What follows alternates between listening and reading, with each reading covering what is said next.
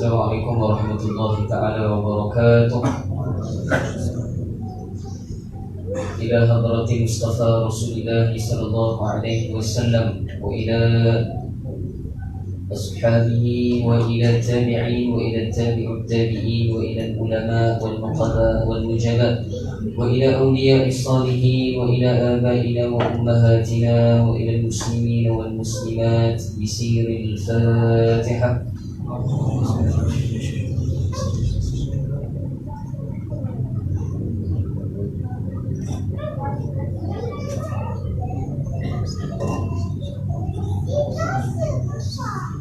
الحمد لله نحمده ونستعينه ونستهديه ونستغفره ونؤمن به ونتوكل عليه ونعوذ بالله من شرور أنفسنا ومن سيئات أعمالنا. من يهده الله فلا مضل له ومن يضلله فلا هادي له. ونشهد أن لا إله إلا الله وحده لا شريك له. ونشهد أن سيدنا ونبينا ومولانا وحبيبنا وطبيبنا وإمامنا محمدا عبده ورسوله لا نبي بعده. اللهم صل وسلم على نور الأنوار وسير الأسرار وترياك الأغيار ومفتاح باب اليسار سيدنا ومولانا محمدا المختار وآله أطهار وأصحابه الأغيار عدد نعم الله وإفضاله. وقال سبحانك لا علم لنا إلا ما علمتنا إنك أنت العليم الحكيم. فقال رب اشرح لي صدري ويسر لي أمري واحلل عقدة من لساني يفقهوا قولي. اللهم اغفر لنا ما قدمنا وما أخرنا وما أسررنا وما أعلنا وما أسرفنا وما أنت أعلم به منا. أنت مقدم وأنت مؤخر لا إله إلا أنت يا مقلب القلوب ثبت قلوبنا على دينك وعلى طاعتك سبحانك إنا كنا من الظالمين. قال الله سبحانه وتعالى في كتابه الكريم بعد أعوذ بالله من الشيطان الرجيم. بسم الله الرحمن الرحيم. الرحمن علم القرآن خلق الإنسان علمه البيان. الشمس والقمر بحسبان والنجم والشجر يسجدان.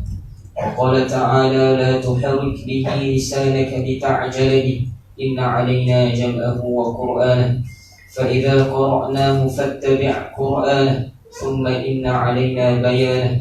قال الله تعالى بل هو قرآن مجيد في لوح محفوظ. قال الله سبحانه وتعالى بسم الله الرحمن الرحيم. إنا أنزلناه في ليلة القدر وما أدراك ما ليلة القدر. ليلة القدر خير من 1000 شهر. تنزل الملائكة والروح فيها بإذن ربهم من كل أمر سلام هي حتى مطلع الفجر. قال نبينا صلى الله عليه وسلم في معنى الحديث خيركم من تعلم القرآن وعلمه. وكما قال عليه الصلاة والسلام. Alhamdulillah. Pertama sekali syukur pada Allah Subhanahu wa taala yang saya muliakan ashabul fadilah, para alim ulama, para asatidah. So, ustaz ada ramai ni kat sini, masya-Allah. Segan nak cakap depan ni. Alim ulama, cakap dekat tak boleh pula.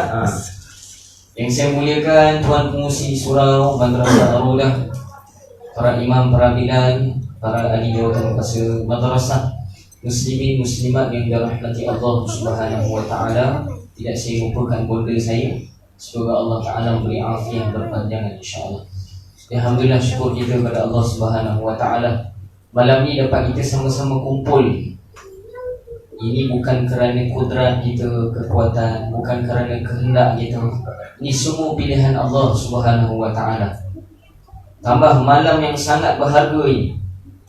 Itu bertiga qaul ulama. Ada lebih kurang 17 kaum ulama yang mengatakan kebanyakan mereka mendapatkan malam Al-Qadar pada malam 21 ini. Bukan puasa 21, malam tu 22. Malam sebelum besok 21 tu dikira 21 Ramadan. Antara Muhammad ibnu Idris Asy-Syafi'i, Imam Syafi'i mengatakan kebanyakan malam Al-Qadar aku mendapatinya pada malam 21 Ramadan. Dan kata Muhammad ibnu Al-Ghazali, Imam Ghazali gitu, dia mengatakan bahawa aku mendapat malam Lailatul Qadar kebanyakannya pada malam 21 Ramadan. Kebanyakannya. Dan kata Ibnu Arabi banyak. Ada pandangan mengatakan dia kata aku pernah mendapatkan malam Al-Qadar pada 17 Ramadan. Itu pandangan dia lah. Dan ada pandangan dia kata paling banyak aku mendapatkan 2 tarikh. Ini pada malam 21 Ramadan dan juga pada malam 27 Ramadan. Mereka ini mencari malam. Dan para ulama kenapa mereka berbeza pandangan? Sebab mereka ini bersungguh-sungguh untuk dapat malam Al-Qadar. Kita kalau sungguh, kita kaji tu pengalaman kita kena kaji satu-satu, buat pemerhatian. Bila berlaku ini, mana satu malam yang banyak tanda-tanda malam Al-Qadar ni, maka mereka akan buat jadual. Kalau kita tengok sekarang dah buat jadual dah. Ini kata Imam Ghazali, kata Imam Syafi'i, kata Imam Abu Hanifah, kata Imam Ahmad ibn Hanbal dan sebagainya. Dah buat dah list.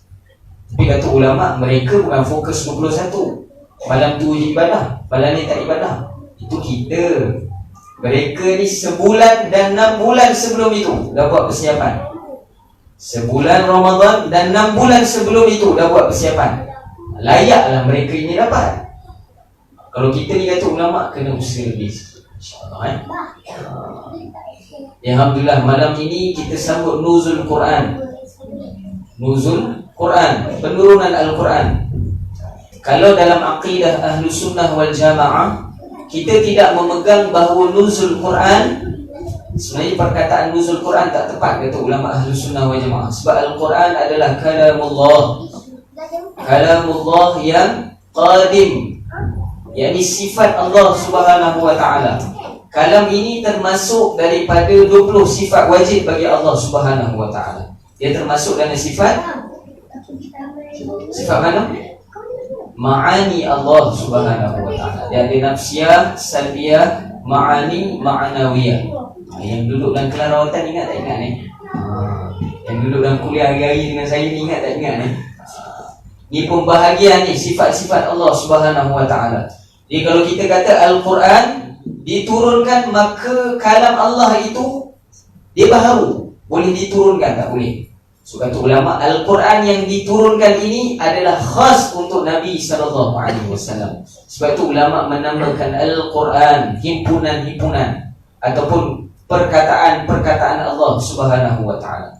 Kalau pada zat Al-Quran itu sendiri, dia adalah zat yang wajibul wujud, yang terletak pada Allah Subhanahu wa ta'ala. Ini mukadimah ni. Dalam tertib 10.30 ni, 12.30 habis boleh kot insyaAllah. Ini semua boleh ni malam 21 kan, insyaAllah InsyaAllah kita tak panjang. Dah makan nasi biryani tadi, dah berat mata lah. Sana okey sana kan? Alhamdulillah. Jadi pada malam Nuzul Quran, yang kita nak faham, saya tak nak cerita sangat sejarah Nuzul Quran. Semua orang tahu Nuzul Quran ini. Kenapa dipilih pada malam 17 Ramadan? Sebab apa? Sebab paling banyak pandangan ulama mengatakan Iqra diturunkan di Gua Hira adalah pada malam 17 Ramadan. Nabi beruzlah. Ada dalam kitab lama orang sebut khalwat. Lepas tu orang guna dalil lah. Nabi pun khalwat Ustaz. Khalwat ni boleh lah. Khalwat ni sunyi diri, seorang-seorang. Khalwat kita ni berdua-duaan. Nabi khalwat berdua-dua tapi dengan Allah Subhanahu wa ta'ala. Tapi secara zahiriah dia seorang-seorang. Sebab tu ulama tukar terus, tak pakai khalwat, pakai uzlah, mengasingkan diri daripada kaum musyrikin ketika itu. Pada bila? 17 Ramadan. Diturunkan 5 ayat pertama itu, Iqra bismi rabbikal ladzi khalaq, itu 5 ayat dalam surah Alaq itu kata ulama diturunkan pada 17 Ramadan. Dan kata ulama pada malam ini, adakah malam ni Lailatul Qadar? Ulama berbeza pandangan. Yang paling kuat mengatakan bahawa Lailatul Qadar adalah penyempurnaan penurunan Al-Quran. Dia beza. Diambil nuzul Quran itu diturunkan pertama adalah pada malam 17 Ramadan. Tapi Al-Quran ini sebenarnya kata ulama diturunkan secara penuh, bukan secara beransur. Diturunkan secara penuh daripada Lauhil Mahfuz.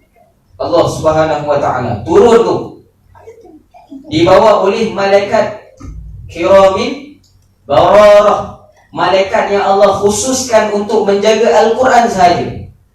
Malaikat yang Allah khususkan untuk menjaga Al-Quran sahaja. Bila ustaz? Wallahu alam. Wallahu alam.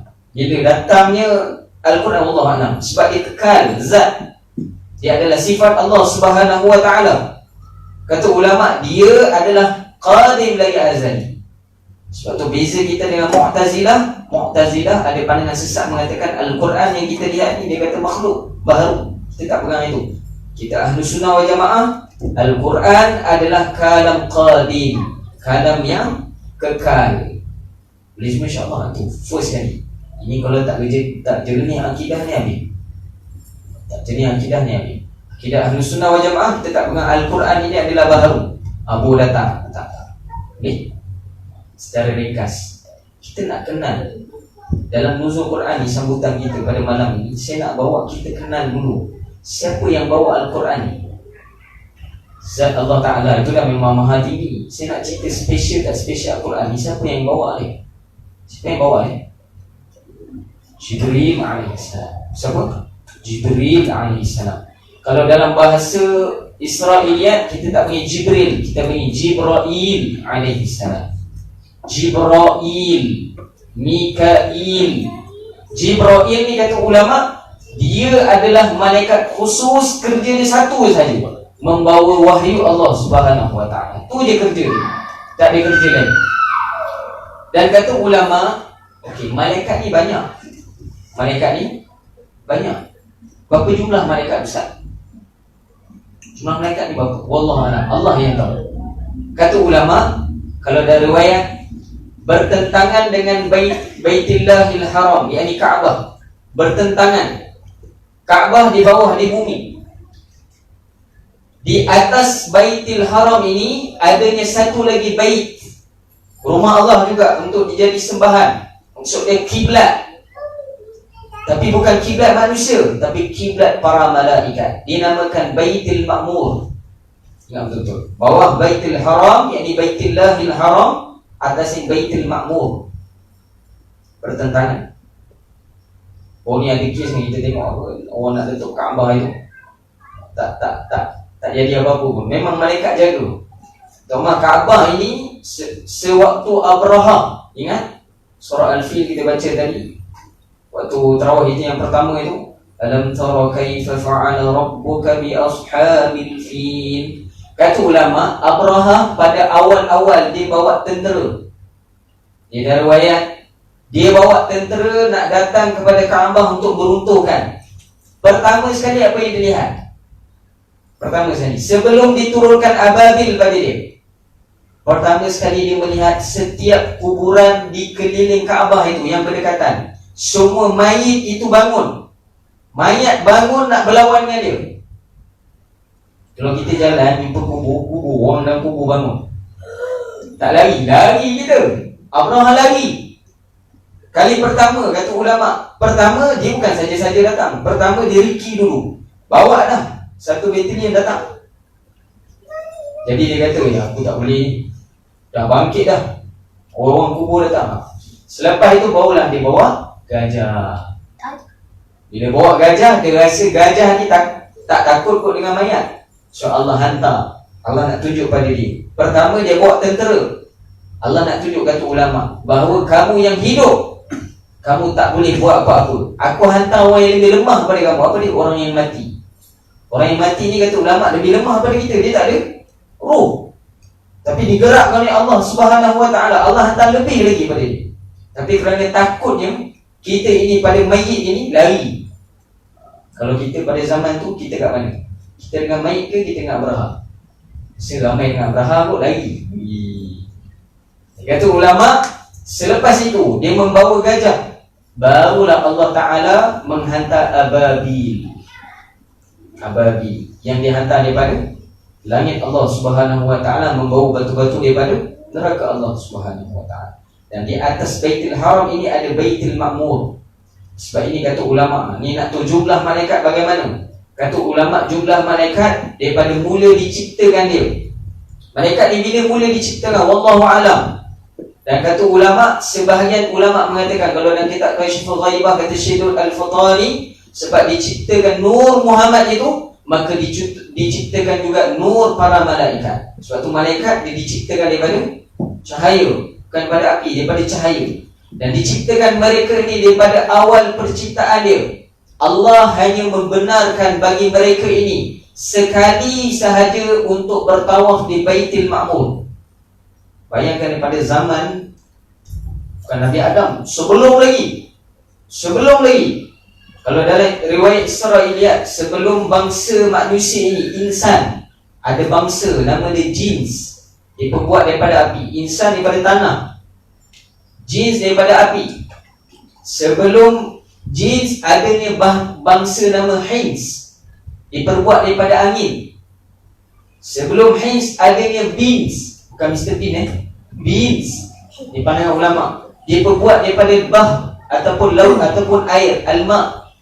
Kata ulama, penciptaan makhluk ini sebelum dia adalah malaikat Allah Subhanahu wa taala. Panjang period tu, lama. Dan setiap daripada malaikat hanya dibenarkan untuk bertawaf sekali saja seumur hidup dia, tak boleh lebih. So berapa jumlah setiap hari malaikat ni tawaf di Baitul Ma'mur? Seramai ataupun sebanyak 70,000 malaikat akan tawaf, tak kurang. Setiap hari akan ada 70,000 malaikat. Dan malaikat yang dah tawaf 70,000, kata ulama, takkan lagi datang untuk tawaf kali kedua. Tak diberi peluang. Satu special manusia, dia boleh datang lagi dan lagi. Sehinggalah akhir zaman. Tambah kita umat akhir zaman ni, boleh datang lagi. Malaikat tak, dia hanya dibenarkan sekali saja di Baitul Ma'mur. Itu sekali je diberi peluang bagi. Bayangkan sehingga akhir, berapa banyak tak tahu. Setiap hari ada 70,000. Kita ni dah berapa season dah. Kita pula umat akhir zaman ni, season yang tak akhir, tak tahu berapa banyak malaikat Allah Subhanahu wa taala. Di antara malaikat ini, kata ulama, di antara semua malaikat ini, Allah hanya pilih satu malaikat sahaja untuk membawa Al-Quran daripada Baitul Izzah. Baitul Izzah di mana? Kata para ulama, Baitul Izzah berada pada langit pertama Allah Subhanahu wa taala. Langit pertama yang dikhususkan satu tempat dinamakan Baitul Izzah. Baitul Izzah ni, kata ulama, barulah diangkat Al-Quran itu, dibawakan sebahagian, bukan sebahagian, secara beransur-ansur ke dada Rasulullah sallallahu alaihi wasallam. Di antara semua malaikat, Allah hanya pilih satu saja, malaikat Jibril alaihi salam. Dan Jibril disebabkan tugasnya membawa Al-Quran ke dada para nabi, membawa kitab-kitab Allah, dan kepada Rasulullah membawa Al-Quran, maka Allah melantik disebab Al-Quran, Allah melantik Jibril alaihi salam sebagai ketua para malaikat. Sebab Al-Quran.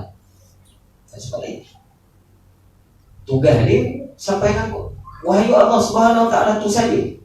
Disebabkan dia membawa wahyu Allah, maka dia diangkat sebagai ketua para malaikat, Jibril alaihi salam. Bagaimana Jibril alaihi salam? Suatu Nabi SAW berdepan dengan Jibril ketika di Gua Hira. Siapa pernah pergi umrah, ziarah Gua Hira? Gua Hira ni tinggi, bukan tak tinggi, setengah jam kat naik. Saya ni yang slim, yang comel ni, contoh naik ni makan masa 25 minit, 30 minit juga nak naik atas tu. Betul? Turun laju sikit lah, naik dia berat, turun laju sikit. Itu zaman kita, zaman Nabi dulu. Ketika naik berada di Gua Hira, kata ulama, dipertemukan kali pertama bertentang mata di antara Rasulullah sallallahu alaihi wasallam pada umur, jumhur ulama mengatakan pada umur 41 tahun Nabi sallallahu alaihi wasallam menerima wahyu Iqra itu. Ketika menghadapnya Jibril alaihi salam, guru Nabi sallallahu alaihi wasallam, menghadap bertentang mata.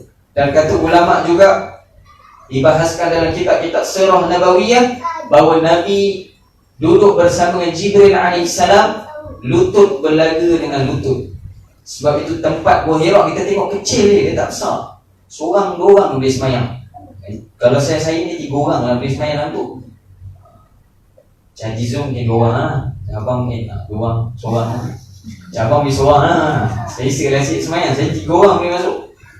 Dan dalam Gua Hira tu kata ulama, didudukkan di hadapan Nabi SAW. Bagaimana keadaannya? Kata ulama, Nabi apabila duduk beruzlah itu, bila Nabi buka mata, dah nampak dah Jibril AS. Tapi ketika itu berupa dengan rupa manusia. Ketika itu siapa rupa yang diambil oleh Jibril AS? Kata ulama dalam kitab hadis, dia letakkan rupa Jibril AS. Jibril ini memilih wajah sahabat Nabi bernama Dihya radhiyallahu anhu. Dihya ini wajah dia seakan-akan Jibril AS. Jibril suka dengan wajah. Para malaikat kalau dia nak jadi orang, dia nak berupa dengan orang, maka dia akan berupa dengan wajah-wajah yang cantik, handsome. Tak ada lagi dia semua lelaki lah, perempuan semua lelaki. Sebab tu kaum Nabi Lut AS, dia tengok malaikat Jibril, malaikat-malaikat ni bila turun, handsome betul. Lepas tu dia tuduh Nabi Lut AS pun sama homoseksual, gay dan sebagainya. Tengok Lut, dia cakap kita macam-macam, dia lagi handsome dia bawa anak ikan. Contoh. Tapi Nabi, para malaikat ni bila diturunkan kepada Nabi Allah, para Nabi kebanyakan mereka akan berupa dengan rupa manusia. Itu pertama, menghadap dengan wajah manusia. Itu pertama. Disampaikan Iqra. Saya tak cerita panjang tu lah. Iqra tak boleh baca, Iqra tak boleh baca. Kenapa Nabi diadakan baginya ummi? Allah cipta Nabi ni ummi, buta huruf. Umminya Nabi ini buta huruf bagi Nabi bukan aib. Bukan satu keaiban, bukan satu kelemahan, tak. Inilah satu ketinggian Nabi SAW. Ketinggian Nabi adalah pada buta hurufnya Nabi SAW. Ustaz, buta huruf pun tinggi Ustaz? Tinggi. Kenapa Allah bagi buta huruf pada Nabi? Kalau kita dapat buta huruf, kita ni buta huruf, ni aib bagi kita, kelemahan. Kena baca lah, kena belajar. Tapi kenapa Allah berikan pada Rasulullah SAW sampai umur dia 40 tahun, 41 tahun, tak boleh baca, tak boleh menulis, buta huruf Al-Ummi. Sebab apa? Sebab Allah nak bagi tahu bahawa Rasulullah ini tidak ada seorang pun boleh mengajar dia. Tak boleh. Seorang pun tak boleh mengajar Nabi SAW. Tak ada orang yang layak nak ajar dia kecuali Jibril AS. Ini hikmah paling besar.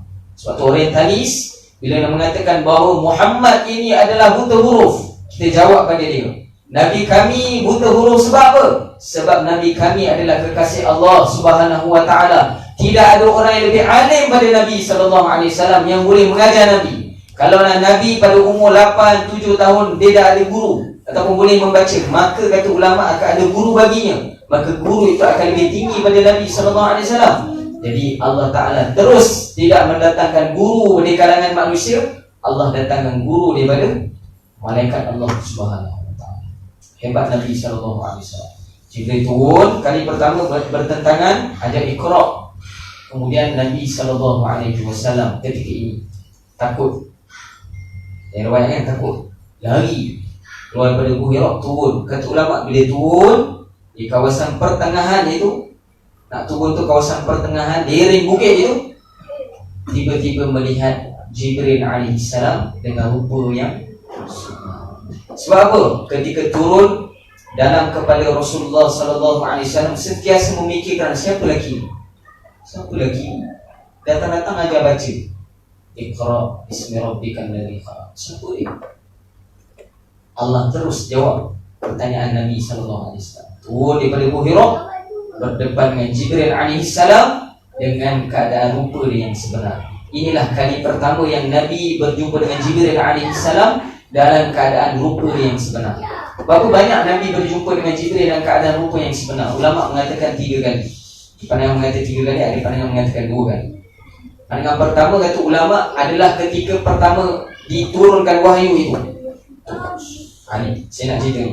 Yang kedua, pandangan ulama mengatakan Nabi melihat rupa Jibril yang sebenar, betul-betul rupa dia. Dia tak pakai rupa orang. Ketika mana? Isra wal Mi'raj.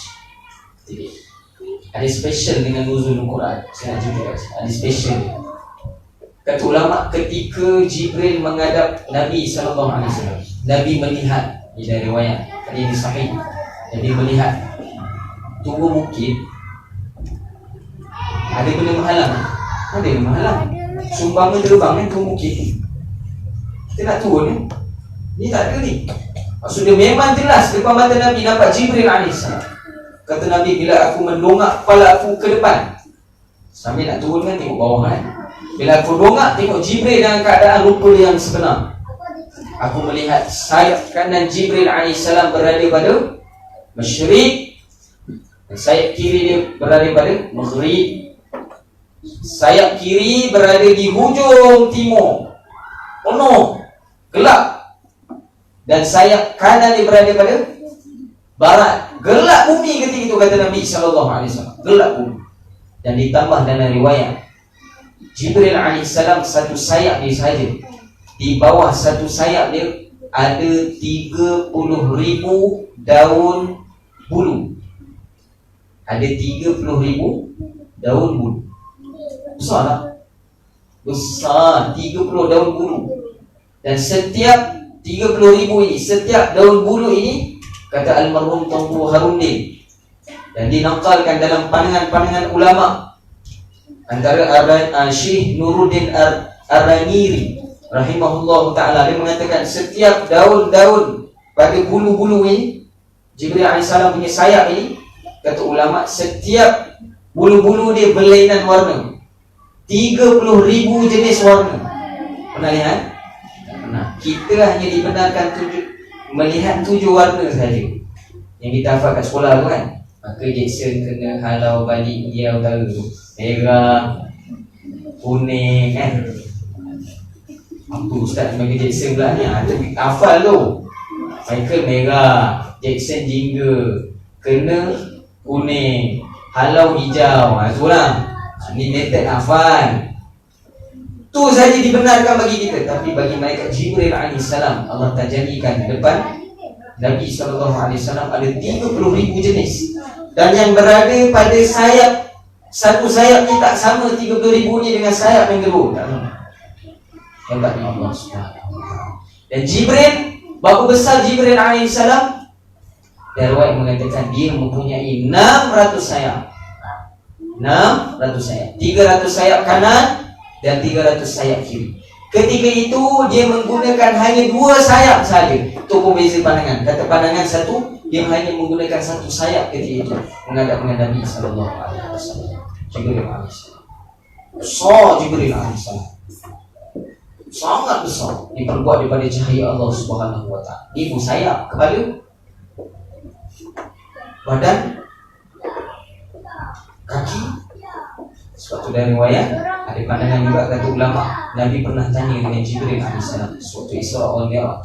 Kalau kita baca dalam Kifayatul Muhtaj, Syekh Daud Al-Fatani juga dalam kitab Syekh Alwi Al-Maki rahimahullah ta'ala, Syekh Alwi Al-Maki, seorang mufti Syafi'iyah di Makkah Al-Mukarramah dahulu, seorang pemegang sanad dalam hadis Nabi SAW.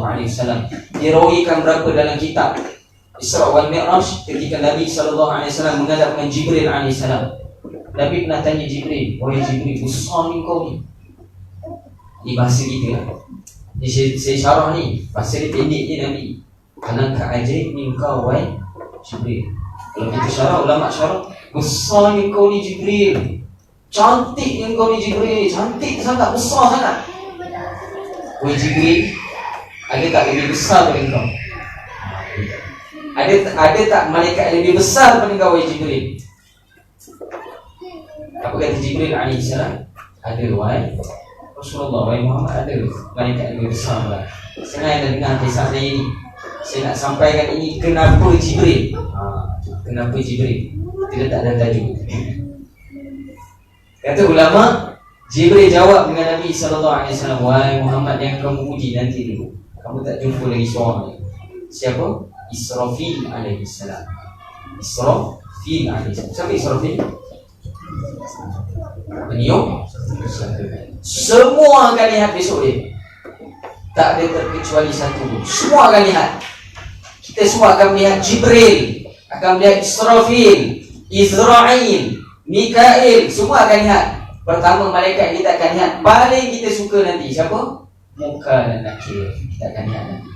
Yang kata ulama, kita akan lihat Israel juga. Tu yang first, Israel alaihissalam. Bila dia datang kepada kita, dia cerita kisah Israel ni bagaimana pula. Jibril alaihissalam, dia beritahu, wahai Rasulullah, beza antara aku dan Israfil alaihissalam seumpama sehelai bulu yang berada di celah lengan sahaja. Usul Jibril ni, kalau nak banding Israfil, seumpama sehelai bulu yang ada pada lengan ataupun celah lengan. Kalau tutup tak nampak. Itu besar Israfil alaihissalam. Berapa besar Israfil? Dan riwayat mengatakan Israfil alaihissalam sayap kanan dia 600, sayap kiri dia 600. Dia ada 1200 sayap. Ini pandangan para ulama ni. Dan kalaulah Jibril kata, kalaulah Israfil alaihissalam dia membuka satu sayap dia saja, maka aku dapat aku ini Jibril dapat berteduh di bawah satu sayap dia saja. Besar tak Israfil? Besar. Jibril punya besar boleh tumpang bawah satu sayap Israfil alaihissalam. Tak nampak dia besar dia kan? Tak nampak. Okay, saya cerita. Dia besar nanti. Besar malaikat ni bagaimana? Jibril alaihissalam, kepala dia kata Nabi di 7 petala langit, kaki dia pada 7 petala bumi. Kalau nak anggarkan langit dan bumi ni bagaimana? Ya Allah, kita ini, saya nak cerita ni, kita ni ingat betul-betul ayat ni. Kalau rasa besar diri, rasa tinggi diri, ingat cerita saya.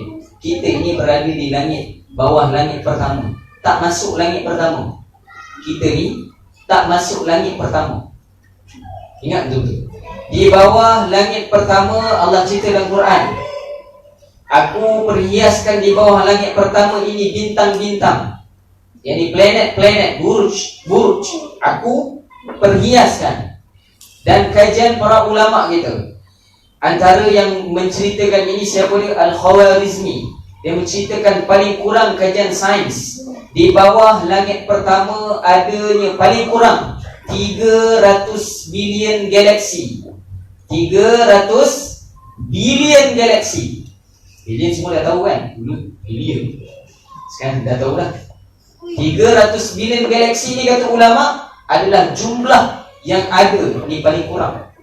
Kalau kita tahu, seumpama padang pasir, pasir-pasir yang berada di pantai, itu jumlah galaksi. Boleh bayang tak? Ni langit. Langit pertama dan langit kedua. Ukuran langit pertama, kata Nabi SAW, dengan langit kedua adalah seumpama kamu mengambil sebentuk cincin.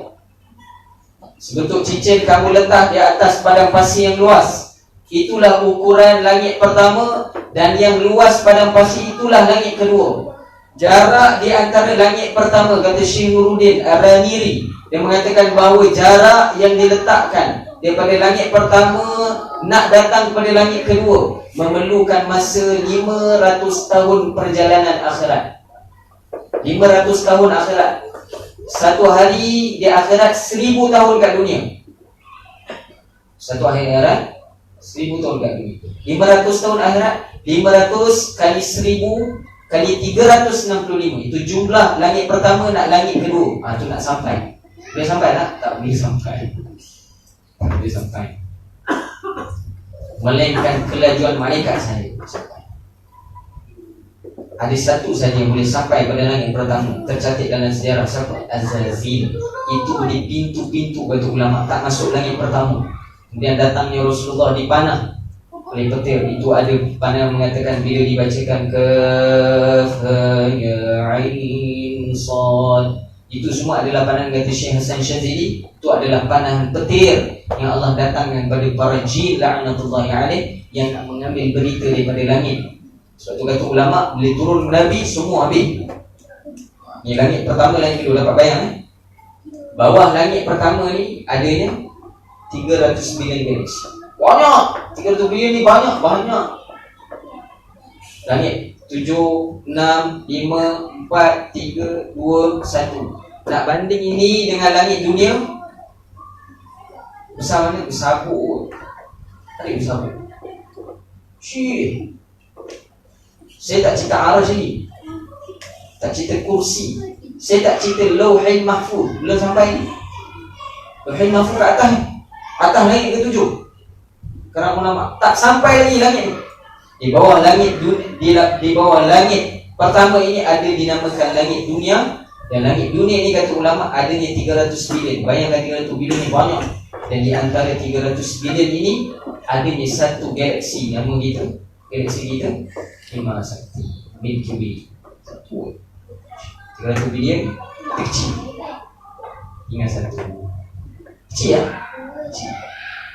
Dalam Bima Sakti ni ada beberapa bintang. Kita sebut dia planet. Semua bintang lah. Dan bintang yang paling besar dalam Bima Sakti hanya satu saja. Apa dia? Matahari. Berapa ukuran matahari? Kalau kajian sains saya tak bawa pandangan ulama hari ini, kajian sains. Besar matahari ini. Form 3 belajar aku saya rasa. Besar matahari ini adalah gandaan 100 kali ganda bumi. Bumi ni susun 100 kali boleh dapat besar matahari. Gelaran dalam saintifik yang ada doktor boleh ketua saya ni. Gelaran ni Super Red Giant. Kami dulu buat kajian tentang kajian sains ni. Besar matahari adalah 100 kali ganda bumi. Dah lah 309 kita kecil. Kecil Bima Sakti. Bima Sakti, di bawah Bima Sakti tu adanya beberapa planet bintang. Matahari, Marikh semua tu.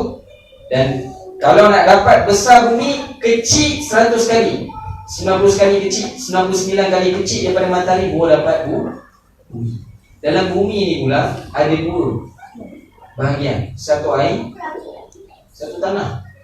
Jumlah air, kajian ulama mengatakan 75%.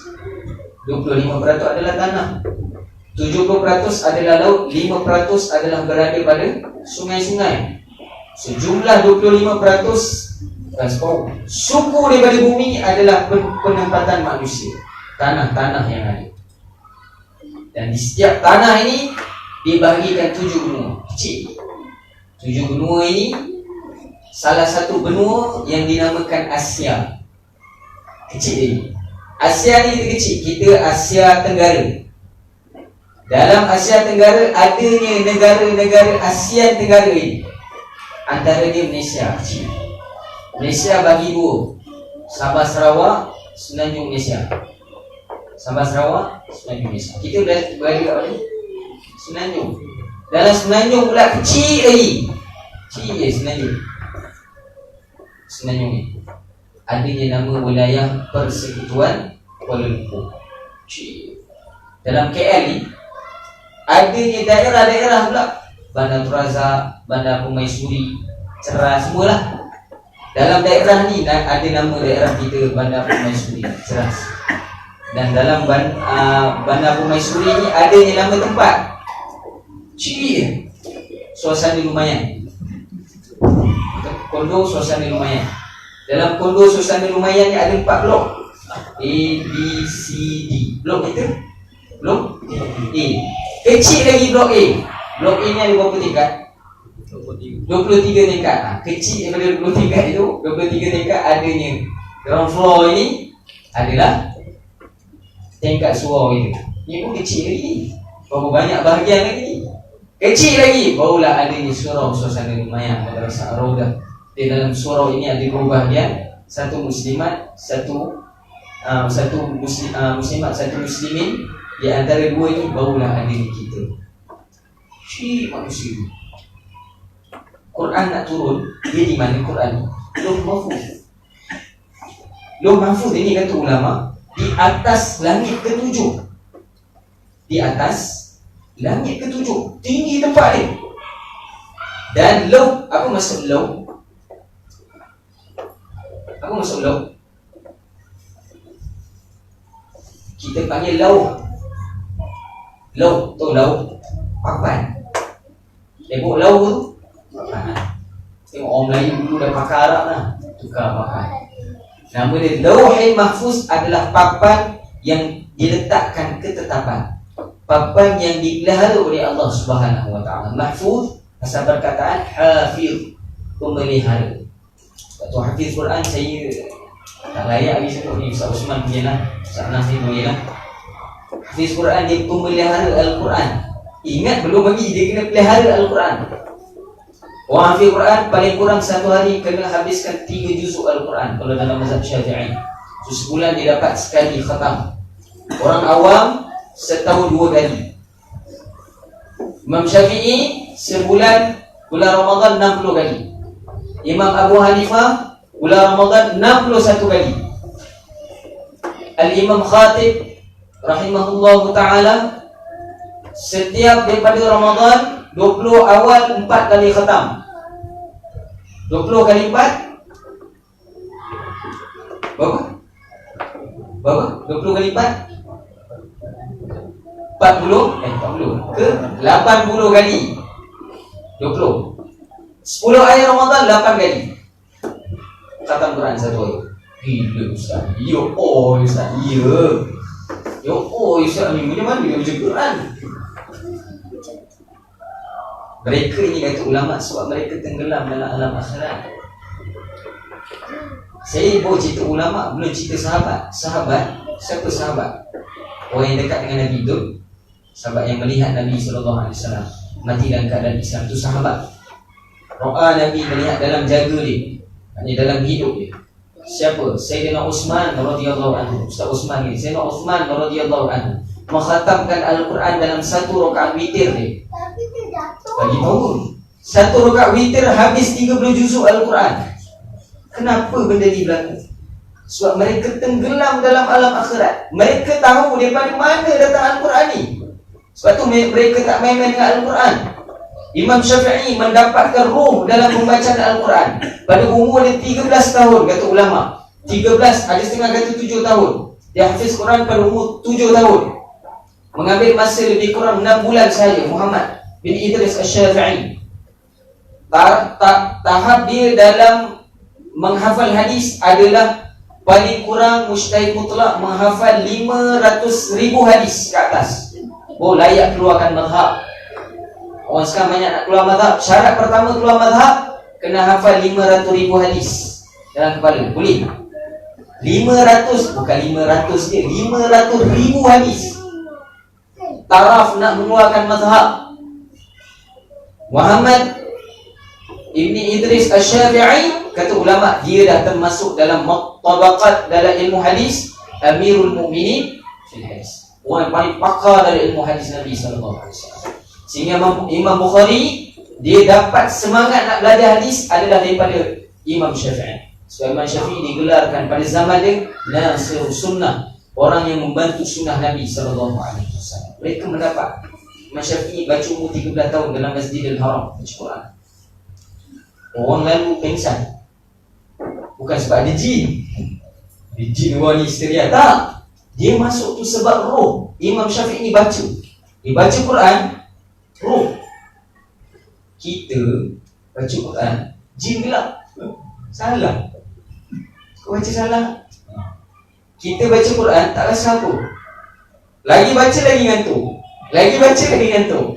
Sekarang ubat tidur bagi kita sekarang ni adalah Al-Quran sebenarnya. Dan juga zikir pada Allah Subhanahu Wa Taala. Yang cik ubat tidur lain, cik Quran ataupun zikrullah. Baiklah daripada buat benda lain.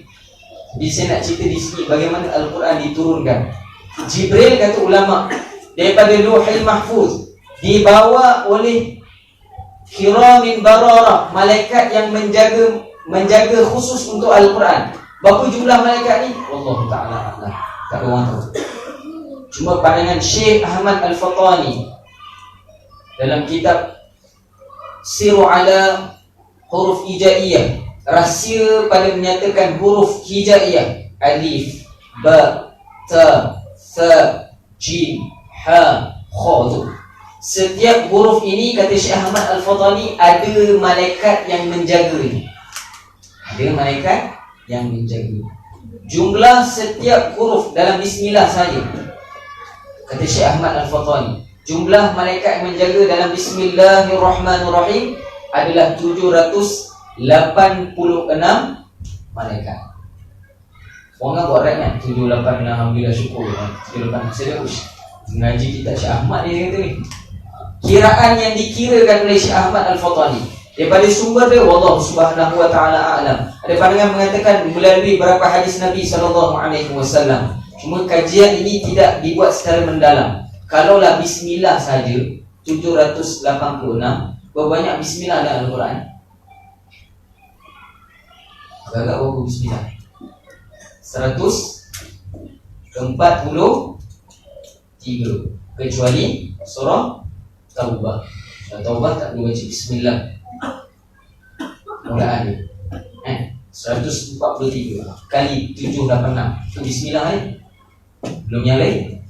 Ayat kursi tadi khususiah ayat kursi, dia dijaga oleh 70,000 malaikat. Banyak tak? Banyak. Sebab tu dalam Quran, inna anzalnahu fi lailatul qadr wa ma adraka ma lailatul qadr lailatul qadri khairum min alfi syahr tanazzalul malaikatu war-ruh. Kami turunkan malaikat. Malaikat bermaksud jamak malaikat. Banyak malaikat. Beza. Tanazzalul malaikatu war-ruh. Allah kata kami turunkan malaikat. Siapa malaikat ini? Ni ulama tafsir kata kiramin bararah. Malaikat yang menjaga setiap huruf daripada Al-Quran ini diturunkan. Kemudian dirangkumkan oleh siapa? Ar-Ruh. Pandangan ulama yang paling kuat mengatakan Ar-Ruh bermaksud malaikat Jibril alaihissalam. So malaikat Jibril dia akan turun bersama dengan bala tentera malaikat yang menjaga Al-Quran. Turun pada Lauhul Mahfuz, turun ke langit dunia. Lauhul Mahfuz kat mana Ustaz? Ustaz tak cerita. Lauhul Mahfuz dia berada pada tangga atas pada langit ke-7. Pertama, kedua, ketiga, keempat, kelima, keenam, ketujuh. Atas ke-7 adalah Lauhul Mahfuz. Atas Lauhul Mahfuz adanya qalam. Atas qalam adanya kursi. Atas kursi adanya arash. Atas arash adanya Sidratul Muntaha. Nabi naik di mana? Sidratul Muntaha. Bagaimana laju Jibril alaihissalam dengan buruk? Bukan dekat arash tau, dekat Lauhul Mahfuz. Dekat Sidratul Muntaha jauh. Langit pertama nak langit kedua 500 tahun. Jumlah kursi, kata Nabi SAW, kursi punya besar, wasi'a kursiyuhus samawati wal ard. Maksud dia luas besar kursi ini. Kalau kamu bawa 7 petala langit dan 7 petala bumi, kamu letakkan dalam kursi ni, dalam kursi, kawasan kursi ini, maka akan ada ruang. Besar kursi, besar. Nak lepas kursi tu naik arash. Arash barulah Sidratul Muntaha. Sebab tu kata ulama Nabi naik ke Sidratul Muntaha. Daripada Isra', kata ulama, Isra' tu daripada Masjidil Haram ila Masjidil Aqsa. Daripada Masjidil Aqsa naik ke langit pertama, kedua, ketiga, keempat, kelima, keenam, ketujuh, sampai kepada Lauhul Mahfuz, qalam, kursi, arash dan Sidratul Muntaha. Berapa jumlah laju Jibril alaihissalam? Saya nak tunjuk jumlah Jibril alaihissalam laju. Berapa laju dia? Yang riwayat mengatakan dalam hadis yang sahih, ketika Nabi turun daripada Sidratul Muntaha, Nabi tak turun terus. Naiknya tu turun terus. Tak. Nabi turun yang sama. Daripada Sidratul Muntaha turun Masjidil Aqsa, pergi balik Baitul Haram, ke rumah Nabi sallallahu alaihi wasallam. Gerakan Nabi kata, aku sampai sebelum hilangnya hangat selimut aku. Masih ada lagi hangat panas selimut Nabi SAW. Maksud dia, bila kita selimut, kan badan kita panas betul? Selimut tu akan jadi panas. Bila kita pakai panas, rasa panas hangat. Sejuk kita akan sampai panas, badan kita akan keluarkan abu. Nabi kata, bila aku balik masih ada lagi hangat selimut aku. Laju tak laju? Kata ulama, gerakan Nabi ni lebih kurang tak lebih dari seminit. Tak lebih dari seminit. Boleh tahan 5 minit di pandang itu. 5 minit mengarut lah. 5 minit mengarut lah. 2 minit pun boleh tentu. Seminit kata ulama paling kurang 60 saat perjalanan tu naik. Itu Jibril alaihissalam. Jibril yang begitu besar, agung, kuat. Allah tunggalkan hanya satu saja, bawa Al-Quran. Dan pada malam Al-Qadar, riwayat mengatakan dalam hadis, ada 2 sayap saja.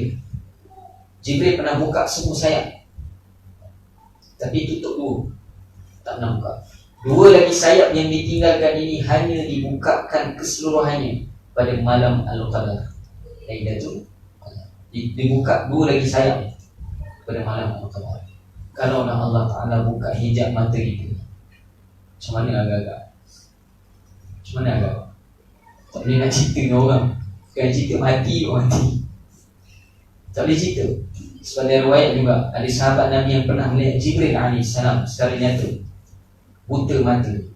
Kerana ulama mengatakan Ibn Umar radhiyallahu anhu, dan kita bisa ada syarah Maulana Husnul Izam Syirahullah Ta'ala mengatakan pernah melihat Jibril dalam keadaan nyata, buta mata. Ibn Umar, dan Sayyidina Umar, anak dia Ibn Umar radhiyallahu anhu, melihat Jibril dalam keadaan nyata, buta mata, tak boleh tengok sebab cahaya yang sangat hebat. Dan kata ulama, bila diturunkan Jibril, dan kepada siapa diturunkan Al-Quran ini? Kepada Rasulullah sallallahu alaihi wasallam. Apa dia Al-Quran? Inilah kitab yang telah diletakkan keseluruhan kitab-kitab terdahulu. Taurat ada dalam Quran, Injil ada dalam Quran, Zabur ada dalam Quran, suhuf-suhuf yang diturunkan pada Nabi Ibrahim dan Nabi-Nabi yang lain, semuanya dalam Al-Quran. Dan ulama mengatakan tidak ada Bani Israel, orang Yahudi, Nasrani, dalam riwayat tidak ada yang pernah menghafal kitab Taurat ataupun Injil. Tak pernah. Dalam ziarah tak pernah, kecuali seorang saja. Siapa? Di kalangan umat Bani Israel, seorang saja. Dia bukan orang biasa. Dia Nabi Uzair alaihissalam. Pernah dengar Nabi Uzair?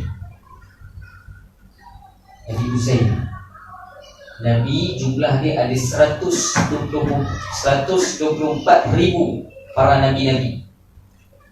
Di antara 124,000 ni diangkat 313 pandangan pertama, 314 pandangan kedua, 315 pandangan ketiga.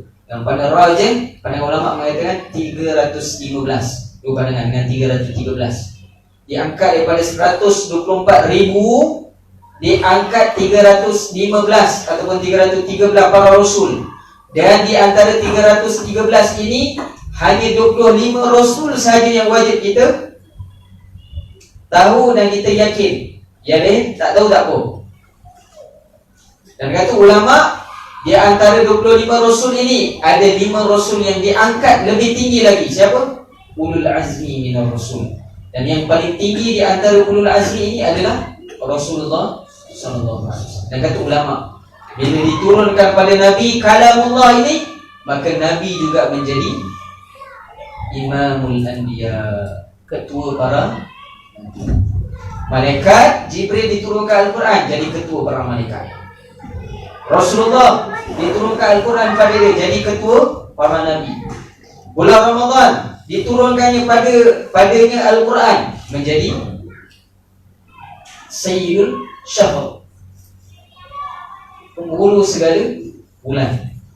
Dan kata ulama, 17 Ramadan tu, setengah ulama mengatakan adalah pada 17 Ramadan tu adalah pada hari Jumaat, dan diturunkan pada hari Jumaat itu juga dijadikan Jumaat adalah Sayyidul Ayyam, jadi penghulu segala.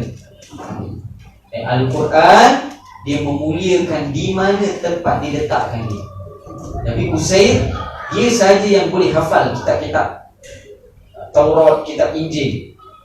Dan mereka orang Yahudi dan Nasrani menggelarkan Uzair adalah anak Allah Subhanahu wa taala. Orang hafal kitab-kitab Allah ni anak Allah Subhanahu wa taala. Tak ada orang boleh challenge dia. Nabi Uzair alaihissalam. Ada ulama di Tomboro, tinggal di Indonesia, kalau pernah dengar nama dia, Uzairan, Kiai Al-Musnid Uzairan, keturunan Sunan Ampel. Dan meninggal dalam bulan Ramadan, waktu maghrib tengah betulkan saf semayang, betul meninggal. Uzairan, nama pelik Uzairan, dia Uzairani sebenarnya, Uzair yang kedua.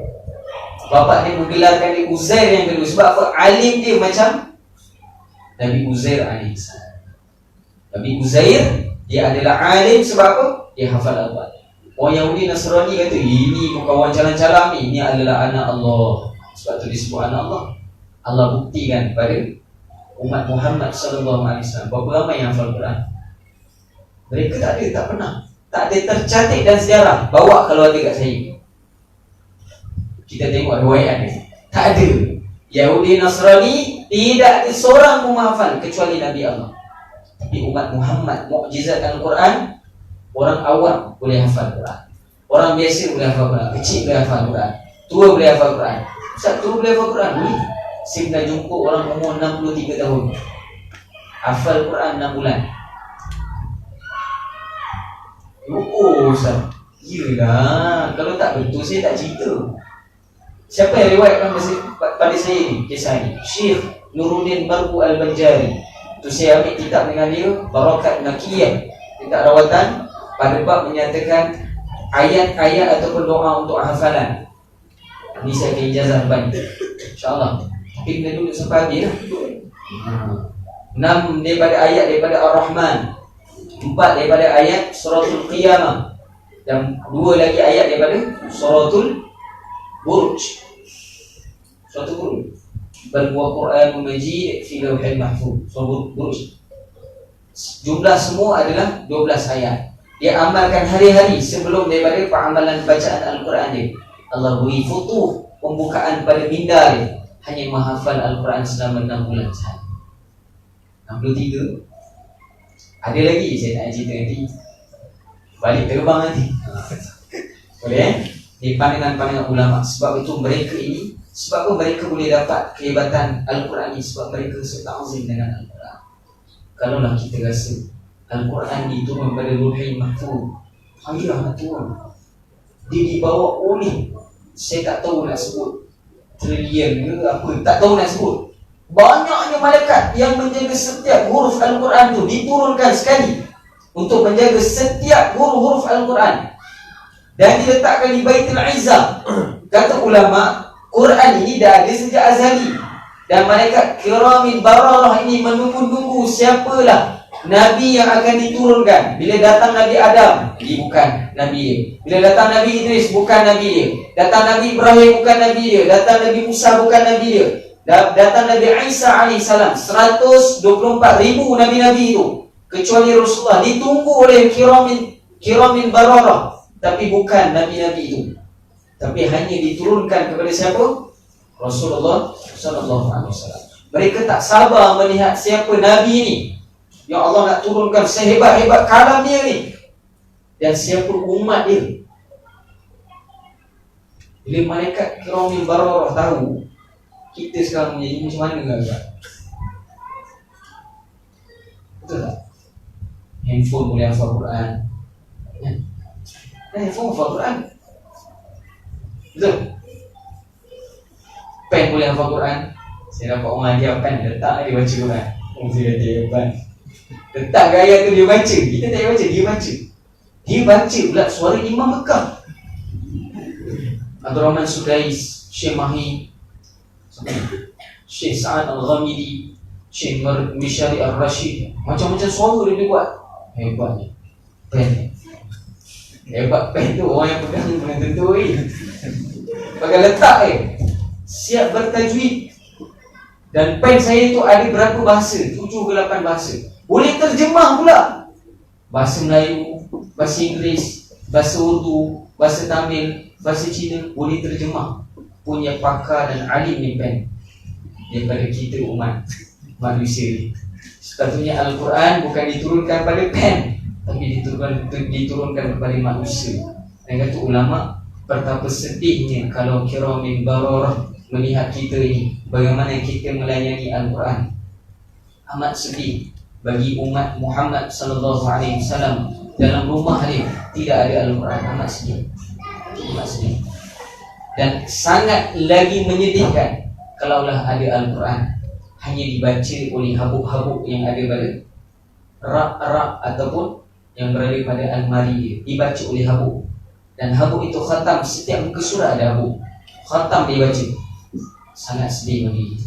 Sebab apa kata ulama, yang akan menjaga kita besok bukan sahaja di dunia, di akhir zaman, di alam barzakh, di yaumil mahsyar, di titian sirat Allah, dan di syurga Allah Subhanahu wa taala. Berturut ini yang menjaga kita adalah Al-Quran. Kena ingat betul-betul. Depan Dajjal, alim tak ada lagi. Alim ni seban besarnya ni. Nabi kata jumpa dia lari. Lari, jangan tunggu lari. Kalau kamu mampu, jangan lihat wajah dia. Ni kalam ulama. Yang kamu boleh buat apa dia? Kamu bacakan di hadapan dia. Bila berhadapan dengan Dajjal nanti, wasiat ini pada anak-anak kita. Hafal 10 awal surah Al-Kahfi itu. Dan istiqamahlah baca pada hari Jumaat suratul Kahfi. Istiqamah. Itu kita dah baca dah, alhamdulillah. Pada malam Jumaat, hari Khamis, hari Jumaat kita dah baca suratul Kahfi tanpa sedar. Ada yang sedar kita baca surah Kahfi. Kuat boleh Ustaz, baca je lah. Kat sini dah baca suratul Kahfi, alhamdulillah. Kita dah hampir kepada juzuk kedua, insyaAllah. Nak habis lah, insyaAllah. 10 akhir ni kita akan fokuskan beberapa ayat-ayat surah pilihan sahaja. Yang semua surah ini akan kita temu di akhirat nanti. Kata ulama yang menyelamatkan kita depan Dajjal, Kahfi. Kena ingat. Kata ulama, jangan pandang muka. Tok Guru saya insyaAllah, jangan pandang muka Dajjal ni. Iman kita ni keluar masuk. Iman kita ni keluar masuk. Dajjal ni jumpa orang mati boleh hidupkan. Pertama yang akan menjadi pengikut Dajjal, siapa dia? Para bomoh-bomoh yang ada. Orang yang meyakini atas sihir, meyakini atas perkara-perkara yang karut marut itu, dia akan jadi pengikut pertama. Sebab Dajjal dia akan datang dengan sihir. Dia bukan mukjizat, dia sihir. Sihir dia sama seperti mukjizat Nabi Isa AS. Saya cerita panjang dah dalam kuliah saya. Yang selamat kita siapa? Suratul Kahfi. Kemudian bila kita mati, yang memudahkan sakaratul maut, kena ingat surah apa? Itu dalam hadis, suratul Yasin. Yasin tu akan mudahkan. Sebab tu sunat bagi mereka yang duduk ketika orang sakaratul maut, bacakan Yasin pada dia. Ni bukan bid'ah, ni hadis Nabi. Hadis Nabi baca pada mayit. Kalau ikut dalam matan mayit, orang dah mati. Kalau ikut dalam tafsiran para ulama, orang yang sedang sakaratul maut, dibacakan Yasin itu. Dengan tujuan apa? Mudah-mudahan dibacakan hati bagi Al-Quran, dipermudahkan bagi dia untuk sakaratul maut. Ingat. Wah, ini bacakan Yasin, insya-Allah kata ulama, dia akan mudah untuk keluar sakarat maut dia. Sakarat maut, ya Allah, sakit. Ada yang saya sanggup pernah rasa? Boleh cerita dengan saya tak pernah rasa lagi. Sakit dia ulama lah syarah. Seumpama dipatahkan 300 tulang rusuk sekali. Sekali patah. Tek bulu kaki pun jerit. Tak bangun sahur bang. Naik kaki kat kepala. Dipatahkan sekali 300 rusuk ini kata ulama. Sakit sakaratul maut, orang yang berada pada alam barzakh, dia akan rasa sehingga ke alam barzakh. Sakit kat dunia, mandi, kafan, semayang kan, kubur, dah duduk dah kubur, dah masuk dah, roh dia berpindah, itu kata ulama, dia akan terbaring lagi sakit. Ada kubur mayit yang lain. Ni orang kata, aku mati sendiri. Mati tak sendiri. Mati tak sendiri. Kita akan bangkitkan bersama dengan siapa yang kita akan dikebumikan. Ulama berebut nak dimakamkan bersama orang saleh, sebab dia akan dibangkit bersama. Dapatlah tolong sikit. Dan kata ulama, bila masuk dalam barzakh, semua akan lihat, oh ni mau masuk ni, aku panggil dia rehat. Dia rehat sikit. Selepas itu barulah betul sama, oh bila masuk ni. Ya ke tak ya? Besok kalau ada borak, nanti kita jumpa insyaAllah. Kalau nak rasa, malam ni pun boleh. Tak jauh pun depan ni. Di depan tu, kena langgar, bismillah. Kita jumpa lah nanti di alam barzakh. Saya turun talqin je lah dengan tahlil. Tengok pahala tu sampai tak sampai. Yang kata ulama, yang menyelamatkan di alam barzakh, siapa dia? Al-Quran. Siapa? Al-Mulk Beruntung mereka istiqamah baca Al-Mulk setiap sebelum tidur. Tabarakalladzi biyadihil mulk. Surah tu. Al-Mulk kata ulama akan berupa dengan manusia juga, makhluk. Mereka datang nak hentam. Muka Nabi bukan calon-calon orang. Dari riwayat, saya pernah dengar riwayat, muka dan Nabi ni mata warna biru. Tak ada bulu, tak ada mata ni macam ni. Nampak biru pekat. Kalau dijerit, dari riwayat keluar api. Dijerit, keluar api. Israel pertama bila dia menghadap Nabi SAW. Israel punya besar saya tak cerita. Israel ada Nabi pernah tanya, Nabi Daud AS, Nabi Idris AS. Nabi Idris kawan baik pada malaikat maut. Yang kita Ihya Ulumuddin pernah ditanya. Dia tanya, wahai Israel, Malikul Maut, macam mana kau cabut nyawa dalam satu masa? Seorang dekat utara, seorang dekat selatan, seorang dekat timur, seorang dekat barat. Macam mana? Utara, selatan, timur, barat, kami disebut. Oh. Macam mana cabut sekali? Kata Israel AS, kalau dah dibanding aku ini dengan seluruh makhluk, seumpama berada di dua celah jari aku. Besar. Tengok Israel AS dan riwayat mengatakan lebih kurang 70 kali datang ziarah kita. Dia datang ziarah kita 70 kali. Kena ingat, takut-takut waktu ziarah tu waktu itu. Dia tengok tu setiap daripada kita 70 kali. Waktu bila Allah alam, saya tak pernah jumpa Israel. Saya tak tahu, tak sempat tanya dia. Kalau sempat tanya, saya nak tanya bila kau ziarah aku. 70 kali setiap hari dia akan ziarah kita. Ini pandangan ulama. Dan Israel AS, kata ulama, sewaktu Nabi berjumpa ketika Isra wal Mi'raj, Nabi tak kenal Israel. Nabi tanya Jibril, ya Rasulullah ni siapa ni? Wahai Jibril ni siapa ni? Tak senyum pun kat aku. Apa jawab malaikat Jibril? Jibril AS jawab, itulah Malikul Maut di Israel AS. Itulah muka yang paling nyaman dan aman, yang paling handsome dia pernah buat. Jibril paling handsome saya dia pernah buat tu. Itu pun Nabi kata, kenapa dia tak senyum kat aku, dia marah kat aku. Nabi orang ni dia tak senyum. Nabi ni kan lembut dia tak senyum. Itu wajah yang paling cantik dia pernah buat. Kalau dengan kita agak-agak macam ni. Israel AS, muka dan kaki lebih lagi untuk ulama. Mengukur dan sebagainya, itu syarat dijaga oleh Al-Quran. Ingat, Al-Quran akan berdepan dengan malaikat untuk menjaga kita. Dan di Yaumul Mahsyar yang menjaga kita siapa? Al-Quran juga. Surah apa yang menjaga kita? Suratul Baqarah dengan Suratul Ali Imran. Surah yang menjaga kita di Yaumul Mahsyar. Mereka yang istiqamah membaca, paling kurang mereka yang membaca Al-Quran, dia akan membaca dua surah ini 2 kali setahun. 2 kali khatam, 2 kali setahun dia akan baca. Dan surah ini dia akan menjaga kita besok di Yaumul Mahsyar. Jangan sampai ke syurga Allah Subhanahu wa taala, dan Allah sendiri akan membacakan, memperkenalkan diri dia dengan suratul Rahman. So Al-Quran kata ulama menjaga daripada dunia sampai akhirat. Alangkah ruginya kita diutuskan sebagai sebaik-baik umat, yakni umat kepada Rasulullah SAW. Diturunkan Al-Quran secara hebat ini. Saya dah cerita hebat turun, bukan senang nak turun ni. Sampai kita buat tak tahu je dengan Quran.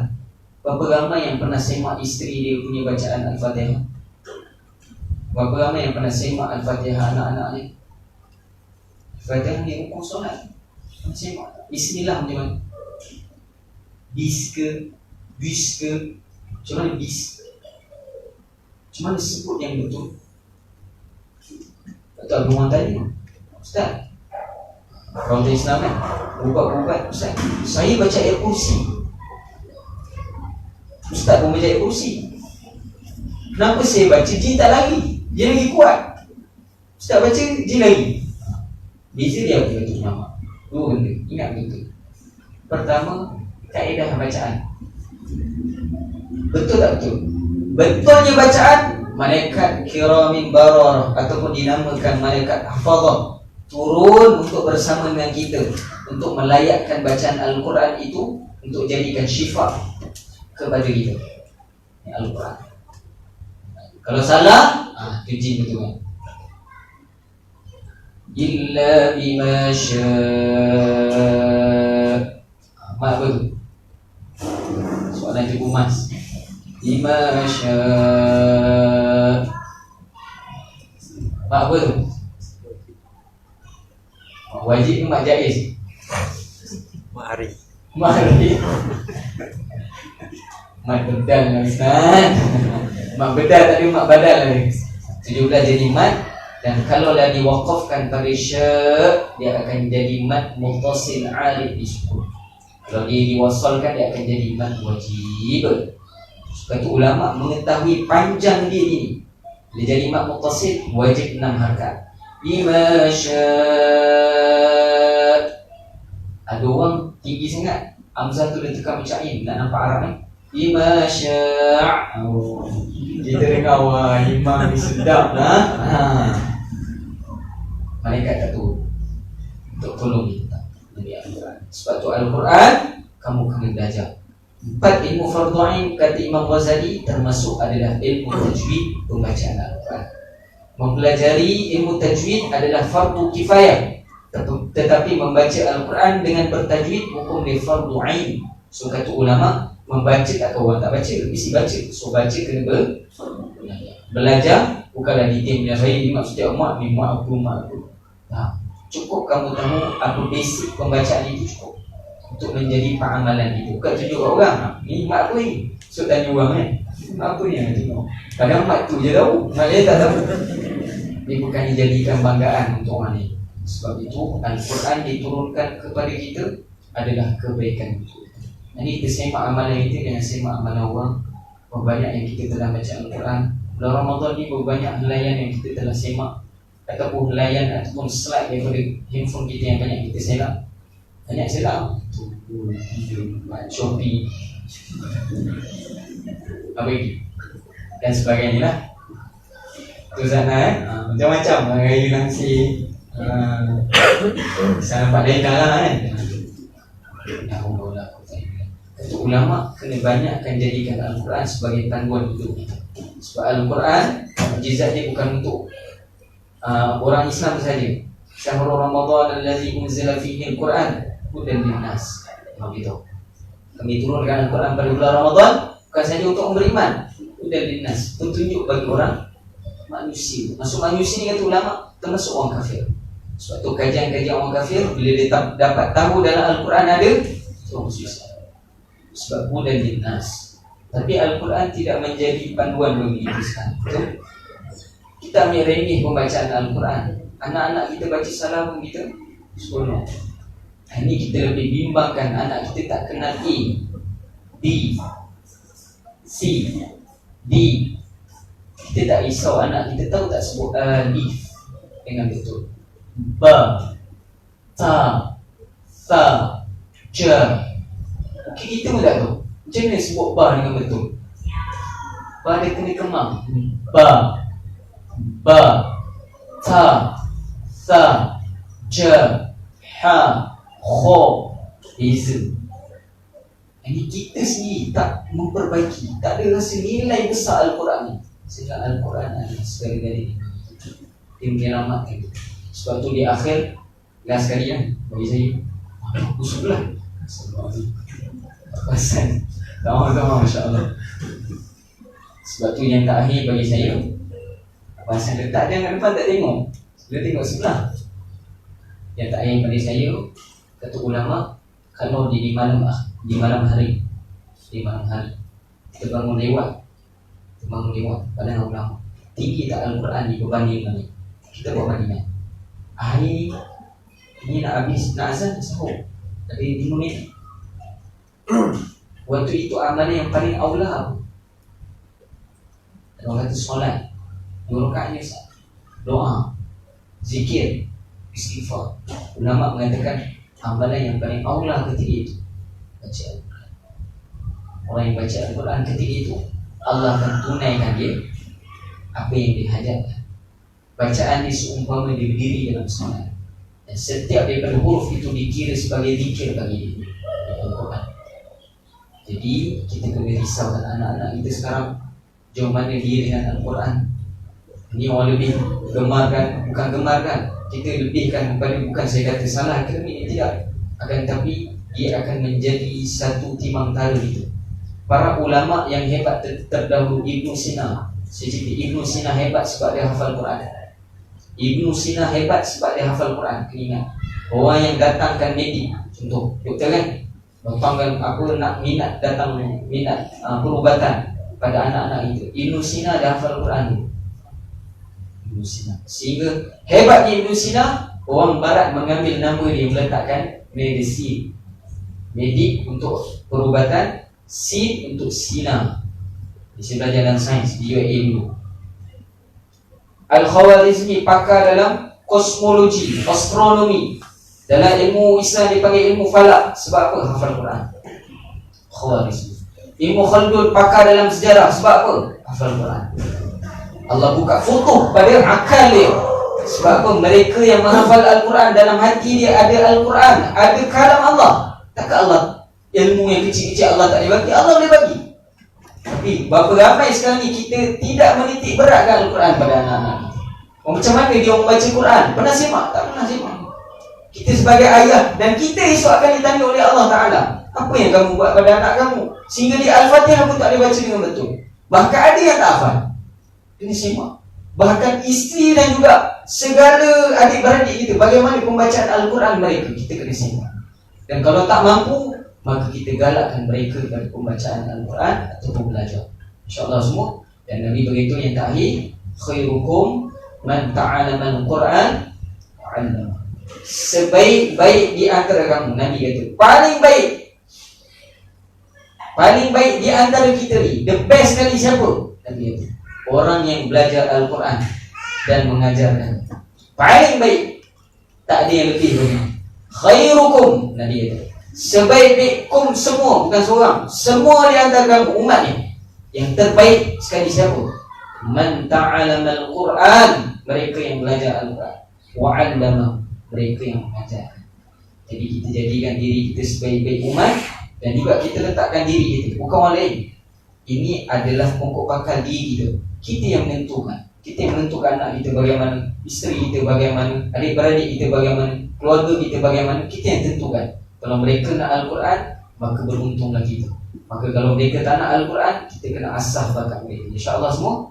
Allah Subhanahu Wa Ta'ala a'lam. Itu saya beri saya insyaAllah. Minta maaf terlajak ni. Sajak banyak ni. Sudah syukur dah ni. Suasana sini memang dia puluh belah pun. Allah Subhanahu Wa Ta'ala a'lam. Jadi menjadi sandaran bagi kita, kita jadikan apa yang saya sampaikan. Saya tak niat mengajar di sini. Tak ada di sini mengajar. Saya meniatkan mudzakarah. Kita memperbincangkan bagaimana Al-Quran hebatnya dia. Siapa yang bawa, siapa yang terima. Orang yang bawa hebat, orang yang terima hebat, umat dia pun hebat. Dan kita letakkan diri kita di mana tahap kita. So kalau kita nak jadi orang paling rendah, jadilah. Dan kita orang yang paling rugi besok di akhirat. Kita nak letak kita yang paling tinggi, maka itu pun ikhtiar kita juga. Dan ini bergantung pada usaha dan ikhtiar. Allah Subhanahu Wa Ta'ala a'lam. Itu saja daripada saya. Saya mohon maaf mengambil hak tuan-tuan masa. Saya doakan jika Allah Ta'ala mentakdirkan pada malam ni Al-Qadar, kita doakan supaya Allah Subhanahu Wa Ta'ala menjadikan ibadah kita atau menjadikan kuliah kita pada hari malam ini Allah kirakan sebagai ibadah pada Allah Subhanahu Wa Ta'ala. Orang duduk dalam kuliah, selagi dia ada wudu, Allah akan kira dia seumpama sembahyang. Sejam dulu, sejam sembahyang. Seumpama dia baca Quran, menuntut ilmu. Kita minta Allah terima doa kita pada hari ini. Dan saya harapkan daripada kita semua, termasuk saya, kalau ditakdirkan malam di malam Al-Qadar, maka banyakkan doa supaya kita ni menjadi ahli Al-Quran, dan kita menjadikan anak kita, isteri kita dan zuriat yang bakal lahir daripada keturunan kita, mereka yang belajar Al-Quran dan mengajarkan. InsyaAllah semua. Allah Subhanahu Wa Ta'ala a'lam. Tak baca bunyi tak buka. Itu saja dari saya. Mohon maaf terkasar bahasa. Orang muda bercakap macam ni lah, semangat dia lebih. Doakan saya juga, jangan lupa Ustaz Zikri ni. Kau Ustaz lah, sebut Zikri ya Allah. Zikri malam ni Lailatul Qadar ya Allah. Kau pilih dia juga untuk berada pada malam ni. Boleh semua insyaAllah. Boleh janji dengan saya ke ni? Tidak ada Ustaz. Kalau ingat lah, kalau boleh ingat lah nama saya. Allah Ta'ala lah. Di akhir saya ijazahkan amalan Suratul Rahman 1 sampai 6. Cantik ni sampai ada cantik. Saya baca awal tadi. Ar-Rahman allama al-Quran khalaqal insan allamahul bayan asy-syamsu wal qamaru bil husban wan najmu wasy-syajaru yasjudan. Sama ya. Kemudian disambung dengan Suratul Qiyamah. So Usman, apa dia punya ayat berapa tu? La tuhar bihi lisanaka lita'jala bihi. Benar tak? Ayat apa? Saya pun lupa. La tuhar bihi lisanaka lita'jala bihi. 4 ayat daripada Suratul Qiyamah. Ini nanti saya akan share. Kalau nak nanti kena daftar nak jadi ahli Quran, boleh dapat yang betul-betul. InsyaAllah. Boleh dapat nanti saya akan WhatsApp. Dan yang terakhir adalah Suratul Buruj. 2 ayat bal wa Qur'anun Majid fi lawhin mahfuz. Sepanjang saya mengamalkan ayat ini dan daripada sanad-sanad saya pada perguruan saya, maka semuanya Allah kabulkan.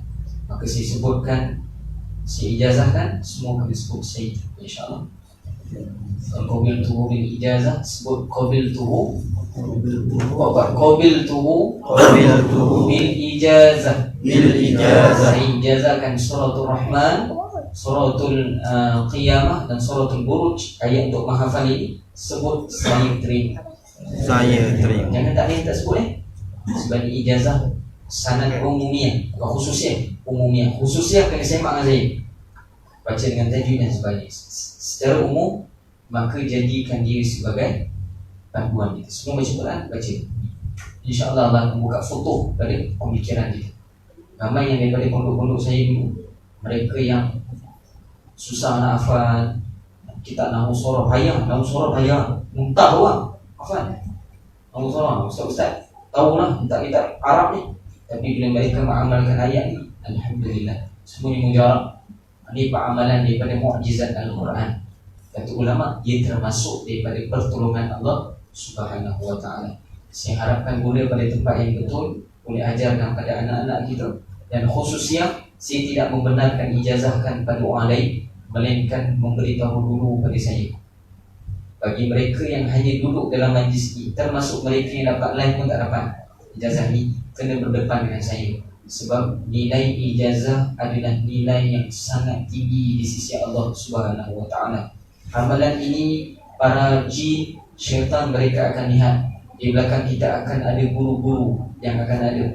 Dan talian ini kita akan dapat daripada syekh ni sampailah kepada Rasulullah sallallahu alaihi wasallam, dan juga sampai kepada Jibril alaihi salam, sampai kepada Allah Subhanahu wa ta'ala. So talian itu lebih mujarab. Boleh semua insyaAllah amalkan sebaik-baiknya. Nanti jangan lupa daftar dulu, saya akan sharekan nanti dengan group insyaAllah. Allah Subhanahu wa ta'ala. Di akhir kita sama berdoa, Allahumma hamdal Quran boleh.